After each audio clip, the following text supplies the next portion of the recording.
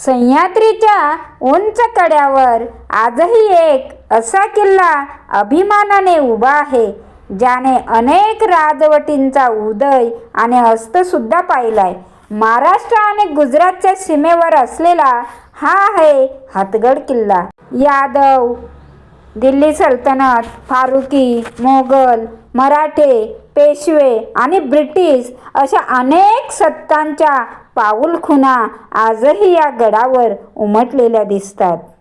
पण हा किल्ला कोणी बांधला, त्याचं नाव हथगड कसं पडलं, कोणकोणत्या सत्तांनी या किल्ल्यावर राज्य केलं, या गडावर कोणत्या ऐतिहासिक घडामोडी घडल्या आणि आजही त्या किल्ल्यावर कोणती रहस्ये दडलेली आहेत, या सर्व प्रश्नांची उत्तरे आज आपण इतिहासाच्या पाऊलखुणांचा मागोवा घेत जाणून घेणार आहोत इतिहास विथ सुनीता या ऑफिशियल चॅनलमध्ये. चला तर मग सुरू करूया हथगड किल्ल्याचा रोमांचक आणि प्रेरणादायी इतिहास. त्या अगोदर मित्रांनो, तुम्ही चॅनलवर नवीन असाल तर चॅनलला लाईक करा, सबस्क्राईब करा आणि बेल प्रेस करायला विसरू नका.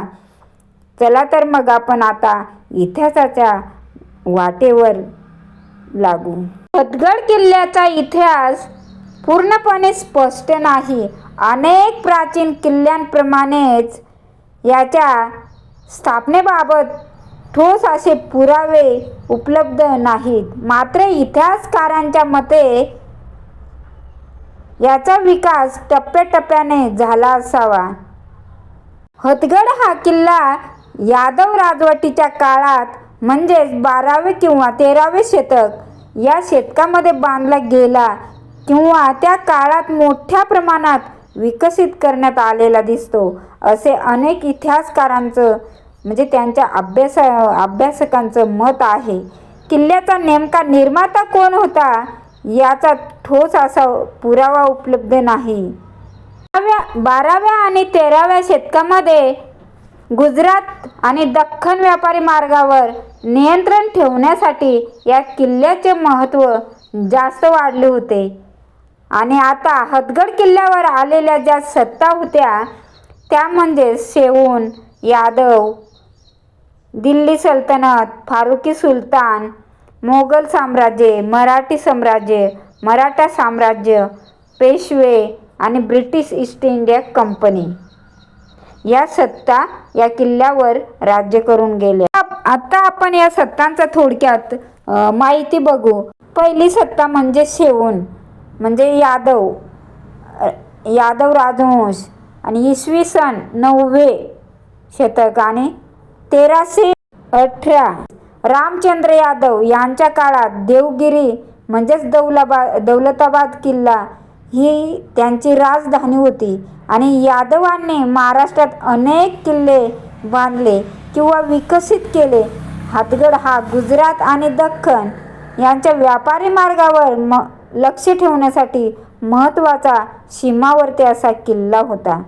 आता दुसरी सत्ता म्हणजे दिल्ली सल्तनत इसवी सन 1318 नंतर. आता दिल्ली सल्तनतचा जो अल्लाउद्दीन खिलजी होता याच्या मोहिमेनंतर यादव साम्राज्याचा अंत झाला आणि हा प्रदेश दिल्ली सल्तनतीच्या ताब्यात आला. सीमावर्ती किल्ल्यांवर सल्तनतीने आपले सैन्य ठेवून प्रशासन मजबूत केले होते. त्या सत्तेनंतर फारुकी सुलतान म्हणजेच खानदेश इसवी सन 1382 ते 1601 पर्यंत होते. फारुकी घराण्याने खानदेशावर राज्य केले होते. हथगड हा खानदेशाच्या पश्चिम सीमेवरील महत्त्वाचा असा किल्ला होता आणि सातत्याने त्याची दुरुस्ती, तटबंदी आणि लष्करी व्यवस्था मजबूत करण्यात आली होती. त्यानंतर चौथी सत्ता म्हणजेच मुघल साम्राज्य. तर ती 1601 पासून मुघल साम्राज्य या किल्ल्यावर सत्ता करत होती. अकबर यांनी इसवी सन 1601 मध्ये खानदेश जिंकला आणि त्यानंतर हथगड मोगलांच्या ताब्यात आला आणि मग गुजरात आणि दख्खन यामधील मार्गावर नियंत्रण ठेवण्यासाठीच या किल्ल्याचा उपयोग केला जात होता त्या काळी. त्यानंतर पाचवी सत्ता म्हणजे मराठा साम्राज्य म्हणजे ते एक 17वे शतक होते. त्या काळी छत्रपती शिवाजी महाराज यांनी बागलाण परिसरातील किल्ल्यांना एकदम सामरिकदृष्ट्या महत्त्व दिले होते.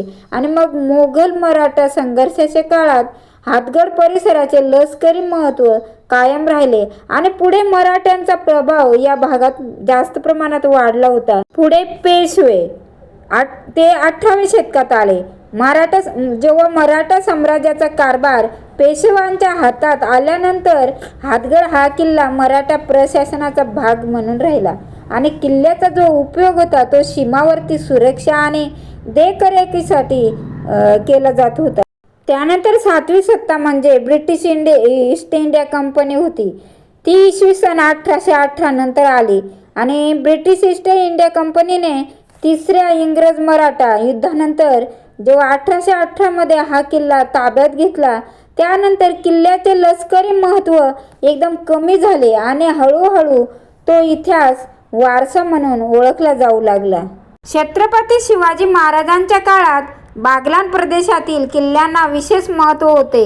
उपलब्ध ऐतिहासिक नोंदीमध्ये हातगडावर झालेल्या एखाद्या मोठ्या प्रसिद्ध अशा युद्धाचा स्पष्ट असा उल्लेख आढळत नाही. मात्र या प्रदेशात मोगल मराठा संघर्षाच्या काळात त्यांचे सामरिक महत्त्व जास्त होते. आणि जेव्हा 1818 मध्ये पेशवाईचा अंत झाल्यानंतर हातगड किल्ला ब्रिटिशांच्या ताब्यात गेला आणि त्यानंतर किल्ल्याचे लष्करी महत्त्व कमी केले. मित्रांनो, हातगड हा किल्ला कोणी बांधला असा उल्लेख सापडत नाही, परंतु मूळ निर्मिती बहमनी किंवा स्थानिक राजे म्हणजे जे आदिवासी राजे होते या काळात त्यांची किल्ल्यांची मूळ रचना आणि पाया मध्ययुगीन काळात म्हणजेच मराठा साम्राज्यापूर्वी झाला म्हणजेच 13व्या आणि 15व्या शतकाच्या दरम्यान या भागावर राज्य करणारे स्थानिक कोळी राजे किंवा बहमनी सुलतानशाहीच्या काळात हा किल्ला व्यापारी मार्गावर देखरेख ठेवण्यासाठी बांधला गेला असावा असा अंदाज वर्तवला जातो. आणि छत्रपती शिवाजी महाराजांचा काळ पुनर्बांधणी आणि विस्तार हे त्यांनी केलेलं आहे. किल्ल्याला खरे ऐतिहासिक महत्त्व आणि मजबूती छत्रपती शिवाजी महाराजांनी दिली. सुरत आणि गुजरातच्या मोहिमांवर जेव्हा जात होते तेव्हा मार्गाचे महत्त्व लक्षात घेऊन महाराजांनी याच किल्ल्याची डागडुजी केली, तटबंदी मजबूत केली आणि येथे मराठ्यांची लष्करी चौकी स्थापन केली होती. त्यामुळे मूळ बांधकाम जुन्या राजवटींचे असले तरी त्याचा जो सामरिक वापर आणि विस्तार हे छत्रपती शिवरायांनी त्यांच्या काळात केलेला आहे. आता आपल्याला वाटतं की हातगड किल्ल्याचं नाव कसे पडले याबद्दल आपल्याला जी ऐतिहासिक आणि भौगोलिक संदर्भ मिळाले आहेत ते भौगोलिक रचना म्हणजे हाताचा जो आकार आहे या किल्ल्याची डोंगर रांग आणि भौगोलिक रचना लांबून जर आपण पाहिले तर आपल्या मानवी हातासारखी दिसते आणि मग ती हातासारखी पसरल्यासारखी आहे आणि या आकारामुळे त्या विशिष्ट स्थानिक ठिकाणी हातगड असं नाव पडले असावे.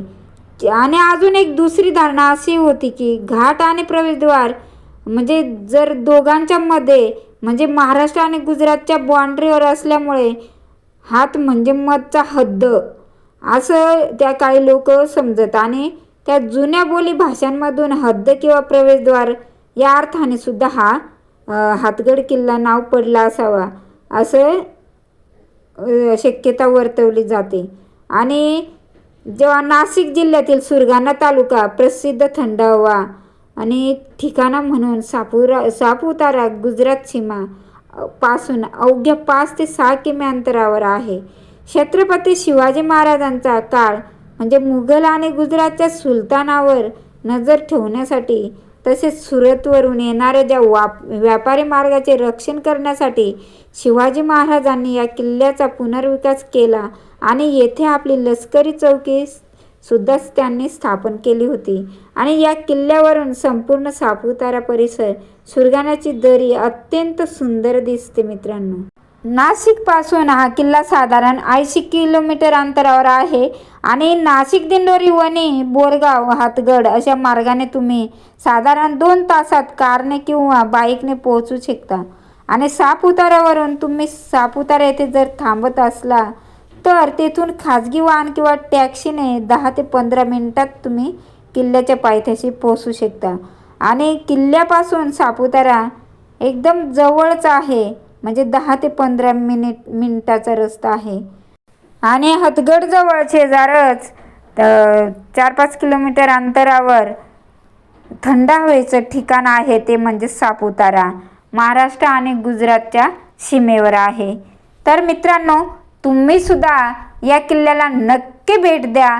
जेव्हा केव्हा तुम्ही सापुतारा येथे जाल तेव्हा नक्कीच किल्ल्याला भेट द्या आणि सुंदर आणि मनमोहक असा नजारा तुम्ही नक्कीच बघा, तुम्हाला नक्कीच आवडेल. तर मित्रांनो, हा होता नाशिक आणि गुजरातच्या सीमेवर पहारा देणारा ऐतिहासिक गड म्हणजे हतगड. हा इतिहास, इथून दिसणारा सापुतारा, सुंदर नजारा आणि हा ट्रॅक तुम्हाला कसा वाटला मला कमेंट करून नक्की सांगा. जर तुम्हाला हा व्हिडिओ आवडला असेल तर व्हिडिओला लाईक करा, तुमच्या ट्रॅकसोबत मित्रांसोबत शेअर करा आणि अशाच नवनवीन किल्ल्यांची माहिती बघण्यासाठी माझ्या चॅनलला सबस्क्राईब करायला विसरू नका. चला तर मग भेटूया पुढच्या एका नवीन व्हिडिओमध्ये एक नवीन किल्ल्यासह. तोपर्यंत जय शिवराय, जय जिजाऊ.